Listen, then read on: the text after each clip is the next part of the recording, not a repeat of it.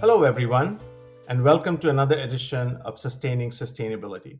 I am your host, CB Bhattacharya, professor and director of the Center for Sustainable Business at the University of Pittsburgh. This week, I'm joined from Round Rock, Texas, by Page Motes, head of global sustainability at Dell Technologies.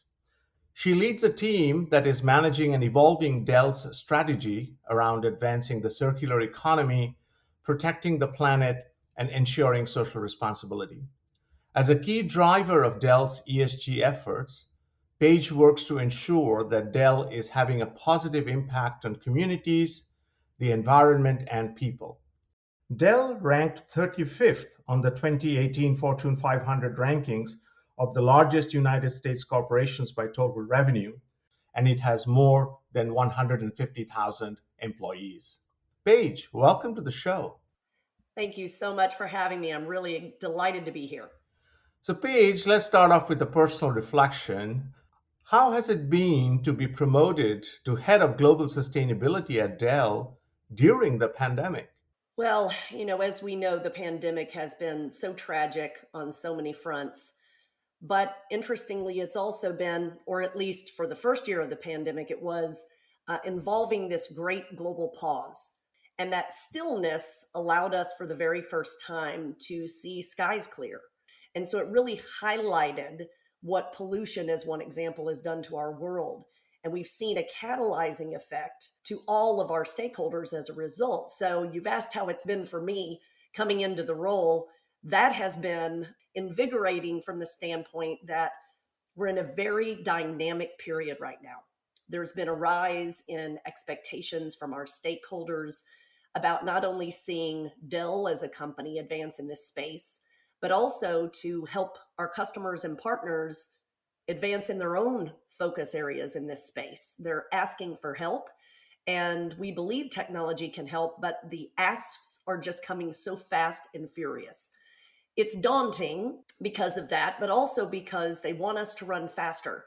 And you just can't do everything, right? We have to stay focused on a strategy. We have to drive meaningful progress, measurable progress, and yet doing it 100% remote, especially in a leadership position, has its challenges.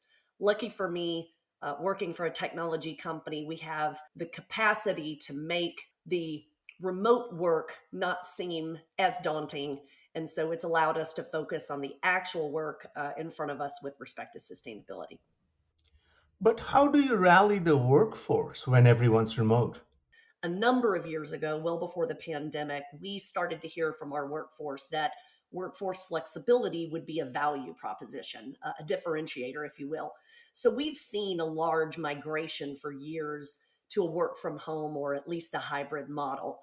So when the pandemic hit, it wasn't as high impact to Dell as it might have been if we weren't already in that mode. And especially during the pandemic when children weren't able to go to school or parents, that might be an aging population are in the house with you.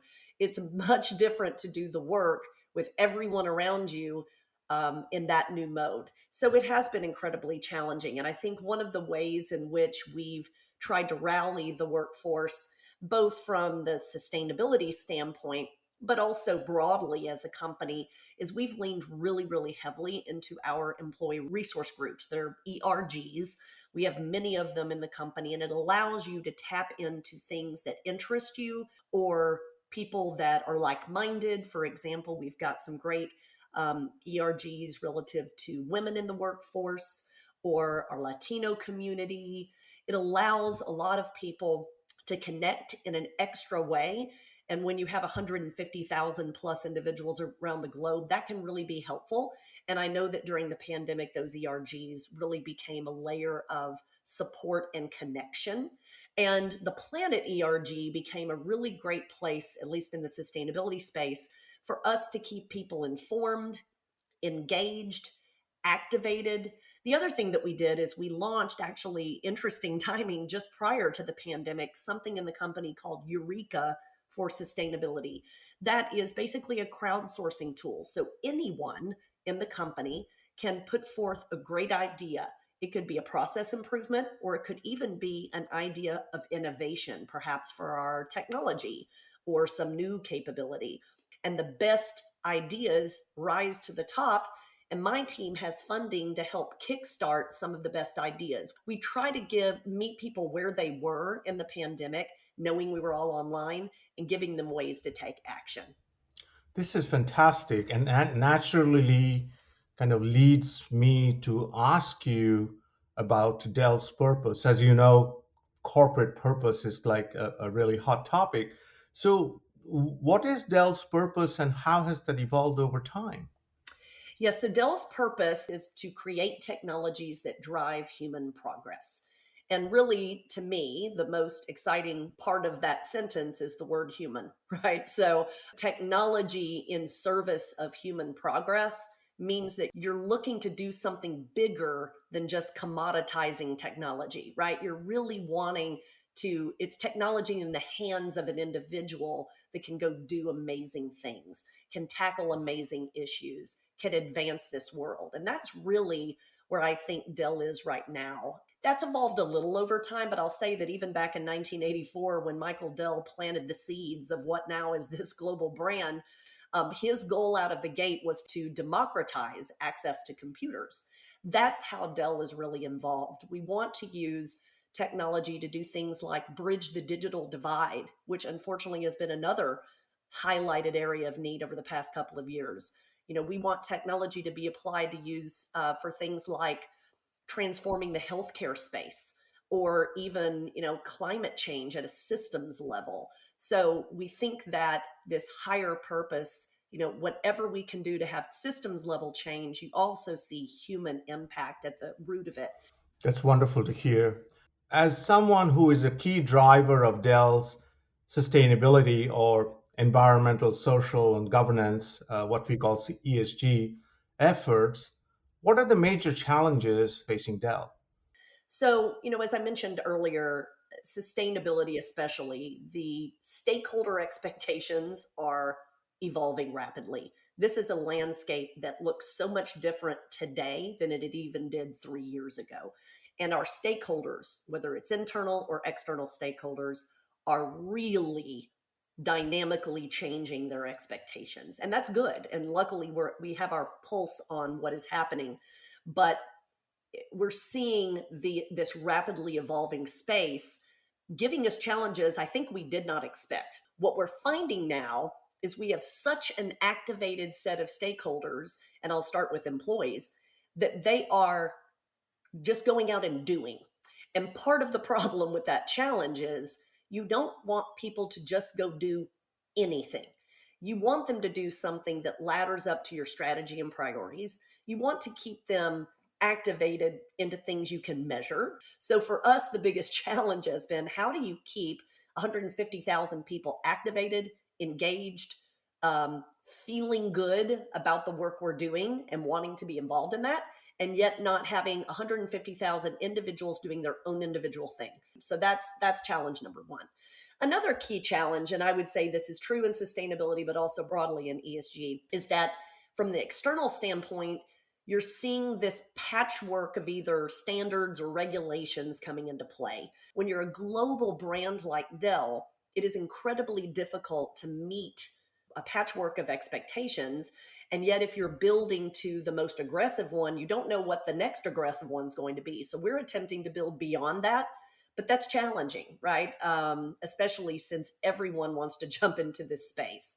And then I'll also say that our customers have really amped up their expectations. And in some cases, what they're asking us to do is even more progressive than even what some of the regulatory spaces are. And then the other thing we're really trying to do too is we're trying to operationalize these programs. Dell, as a product maker, has a very, very good handle on how to conduct what we call life cycle program management, right? You have a new concept, then what is the design of that concept? How do you test and pilot that concept? How do you put it out? How do you sustain it? It's a life cycle approach to product development and product management. We're applying similar types of models and deep operational expertise to ESG programs because people need to understand that if we set forth an initiative on ESG, it needs to be measurable. There need to be KPIs. You need to feel comfortable that it's got the right budget and oversight. We've got to report out on progress. So that kind of work has really been helpful, but we also have to do it because of this rapidly changing environment. Never a dull moment, it sounds like. Um, could we take a second to better understand the distinction between ESG and sustainability in your mind, just for the sake of our listeners here? Yeah, so ESG we see as an overarching concept, and sustainability falls below. So I'll give you an example.